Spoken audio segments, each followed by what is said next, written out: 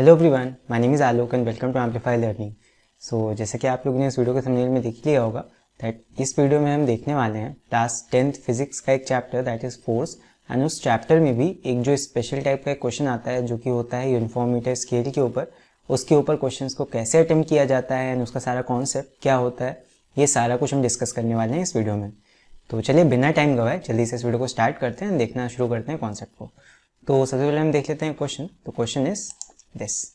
सो ये रहा क्वेश्चन। आप अगर यहाँ पे देखो तो यहाँ क्वेश्चन में दिया हुआ है that a uniform metre scale is in equilibrium position.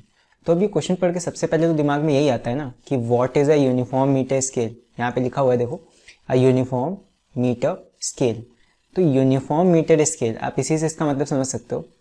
एक मीटर का एक स्केल है। एक मीटर मतलब लगभग आप मेजर करके देख लो, एक मीटर बड़ा एक स्केल। जैसे मान लो अगर ये 1 मीटर का होता, उसको मैं खींच देता ऐसे, तो ये 1 मीटर का अगर स्केल होता तो इसी को हम बोलते यूनिफॉर्म मीटर स्केल। यूनिफॉर्म का मतलब कि ये बराबर थिकनेस का है यूनिफॉर्मली। ऐसा नहीं है कि कहीं पे स्केल ऐसा है कहीं पे ज़्यादा मोटा है। स्केल एक बराबर ऐसे लेंथ में है, यूनिफॉर्मली उसका मास डिवाइडेड है। So that's why it is written as a uniform metre scale is in equilibrium position. तो एक स्केल है, 1 मीटर का स्केल है जो कि अभी ऐसे इक्विलिब्रियम पोजीशन पे है, ना वो ऐसे हो रहा है ना वो ऐसे हो रहा है, वो एकदम ऐसे इक्विलिब्रियम पोजीशन पे रुका हुआ है। Calculate the mass of the ruler. तो यहाँ पे हमें एक प्रॉब्लम दिया है, यहाँ पे हमसे पूछ रहा है कि बताओ मास ऑफ द रूलर क्या होगा।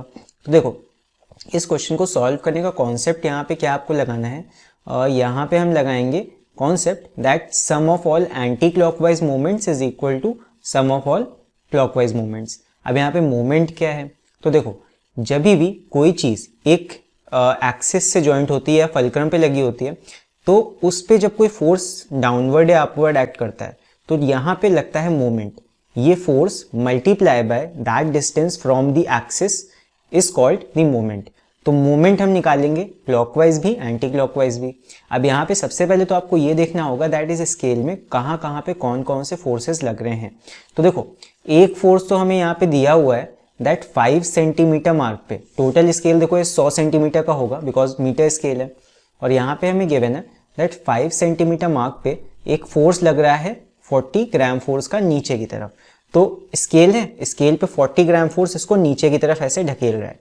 फिर 30 सेंटीमीटर पे देखो हमारा फलक्रम रखा हुआ है, मतलब जो एक्सिस है हमारा जो फलक्रम है वो 30 सेंटीमीटर पे है। इसके बाद में अब यहाँ पे आपको एक कॉन्सेप्ट ये समझना है सेंटर ऑफ मास का। ये जो पूरा स्केल है, ये पूरा स्केल 100 सेंटीमीटर का है एंड ये यूनिफॉर्मली पूरा बराबर से इसका मास डिवाइडेड है। तो हम कह सकते हैं दैट इस पूरे स्केल का जो सारा मास होगा वो इसके सेंटर ऑफ मास पे केंद्रित होगा एंड जितना भी इसका वेट एक्ट करेगा वो इसके सेंटर पॉइंट पे ही एक्ट करेगा। मतलब कुल मिला के जो स्केल का सारा मास है, अगर हमें उस पर कैलकुलेशंस करने हैं तो हम अपनी तरफ से अज्यूम करते हैं कि सारा जो स्केल का मास होगा वो सिर्फ एक पॉइंट पे लगेगा एंड वो पॉइंट होता है सेंटर ऑफ मास।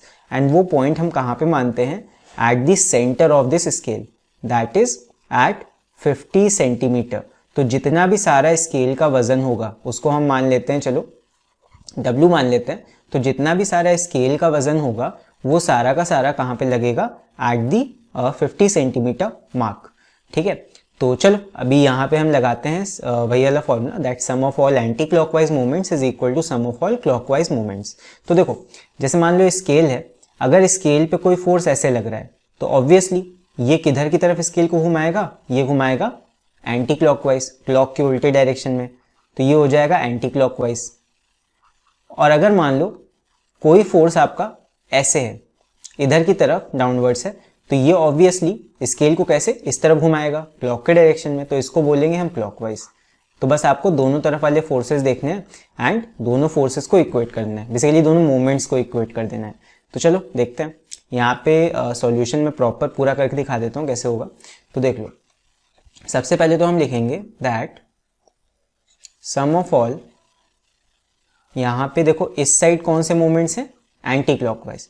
तो we will write sum of all anti clockwise movements, anti clockwise movements is equal to sum of all clockwise movements. अब मूवमेंट्स कैसे निकालते हैं देखो, तो मूवमेंट का मतलब होता है फोर्स। जैसे मान लो ये आपका स्केल है, इसका फलक्रम यहाँ पे, तो फोर्स और फोर्स उस एक्सिस से कितने डिस्टेंस पे है, तो फोर्स इंटू डिस्टेंस। तो sum of all anti clockwise movements कैसे आएगा, देखो आपका यहाँ पे 40 ग्राम फोर्स ये आपका फोर्स है, तो लिख लो यहाँ पे 40, यूनिट भी लिख देते हैं ग्राम फोर्स, इनटू इसका डिस्टेंस एक्सिस से या फलक्रम से कितना है, तो ये आपका 5 सेंटीमीटर पे फोर्स लग रहा है एंड आपका फलक्रम कहाँ पे है 30 पे। तो अगर आप डिस्टेंस निकाल लो कि 5 सेंटीमीटर और 30 सेंटीमीटर के बीच कितना डिस्टेंस है, तो ये आप माइनस कर लोगे तो ये कितना आ जाएगा 25 centimetre. So the distance between the axis and the force is 25 centimetre. आप सेंटर से मतलब सॉरी फलक्रम से उस फोर्स का डिस्टेंस लेते हो, ठीक है, एंड से नहीं लेते, फलक्रम से उस फोर्स का डिस्टेंस लेते हैं, तो ये हो जाएगा 25। तो एक ही फोर्स बस हमारा लग रहा है एंड इसको सेंटीमीटर लिख लेते हैं, ठीक है, ज़्यादा बेटर रहेगा। तो एक ही फोर्स लग रहा है एंटी क्लॉकवाइज की तरफ, अगर और फोर्सेज होते तो इसी तरह हम प्लस करके that force into that distance भी कर देते। अभी आते हैं क्लॉकवाइज वाले की तरफ, मतलब इस तरफ। तो इधर साइड अगर देखें तो इधर साइड हमारा सिर्फ एक फोर्स लगेगा, that is the weight of the scale, बस यही इकलौता फोर्स यहाँ पे लगने वाला है। तो यहाँ पे हम इसको लिख देते हैं W, ठीक है, W वेट है, इसको भी ग्राम में ही हम लेंगे बिकॉज ये वाला फोर्स हमें ग्राम फोर्स में दिया था, तो W भी हम ग्राम फोर्स में ही मान लेते हैं। तो W इंटू कितने डिस्टेंस पे ये W फोर्स एक्ट करेगा, देख लो 30 पे हमारा फलक्रम है एंड 50 पे हमने अज्यूम किया कि सेंटर ऑफ मास हमारा है स्केल का, बिकॉज सेंटर पे ही होता है वो, सेंटर पॉइंट पे ही। तो यहाँ पे इस सेंटर पॉइंट का डिस्टेंस फ्रॉम द फलक्रम कितना होगा, आप निकाल लो 50 माइनस 30 करके, ये कितना आ जाएगा 20 सेंटीमीटर फ्रॉम द फलक्रम। तो ये रख दो यहाँ पे डिस्टेंस 20 सेंटीमीटर। सो ये हम इक्वेट कर देंगे, sum of all anti clockwise movements is equal to sum of all clockwise movements. अब इसको आप सॉल्व करोगे तो W का वैल्यू कितना आ जाएगा, यहाँ पे इस सेंटीमीटर, देखो यूनिट्स हर तरफ सेम है तो डिस्टेंस से डिस्टेंस का यूनिट कैंसिल होगा एंड जो यूनिट आपके फोर्स का है वही यूनिट आपके यहाँ पे वेट का हो जाएगा। तो यहाँ पे हम सीधे सीधे निकाल सकते हैं दैट 40 इंटू 25 डिवाइड बाई 20। तो इसको आप सॉल्व करोगे हो जाएगा 5 5 25, 5 4 20, 4 1 4, 4 10 40 एंड यहाँ पे आपका वेट कितना आ जाएगा 50 ग्राम फोर्स। तो यहाँ पे वेट आपका आ गया 50 ग्राम फोर्स एंड आप सीधे सीधे कह सकते हो therefore the mass of scale is 50 ग्राम। तो अगर उसका वेट है 50 ग्राम फोर्स तो हम कह सकते हैं that mass of scale is 50 gram. So I hope आपको ये वाला क्वेश्चन समझ में आया होगा कि मीटर स्केल के ऊपर बेस्ड क्वेश्चंस को कैसे किया जाता है। यहाँ पे इस वीडियो में मैंने शॉर्ट रखा है, सिर्फ एक ही क्वेश्चन बताया है, बट आई होप ये वाला क्वेश्चन देखने के बाद में आपको काफ़ी कुछ क्लियर हुआ होगा कि मीटर स्केल पे बेस्ड क्वेश्चंस किस तरह किए जाते हैं। तो गाइस आपको वीडियो कैसा लगा मुझे कमेंट्स में लिख के ज़रूर बताना। तो चलो मिलते हैं अगले वीडियो में, तब तक के लिए बाय बाय।